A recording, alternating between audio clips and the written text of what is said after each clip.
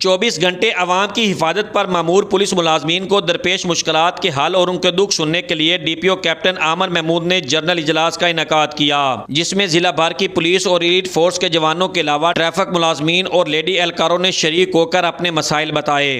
Police के अफसरान और जवान की वेलफेयर के मुतल्लिक हर मुमकिन इकदाम की यकीन दहानी करवाई गई है। इन इकदाम में तालीम, सेहत शामिल है, जिनसे अफसरान और जवान का मुराल मजीद बुलंद हुआ है। इजलास आम में DPO का कहना था कि पुलिस एहलकार का हर अच्छा बुरा फेल न सिर्फ पुलिस डिपार्टमेंट बल्कि पूरी रियासत की इज्जत और जिल्लत का बायस होता है। मेरी अवलीन रिक्वायरमेंट और तरजीह ये है कि मुझे किसी किस्म की किसी भी शख्स, ख़वातीन व मर्द शामिल है उसमें, रवैये की हवाले से शिकायत ना आए।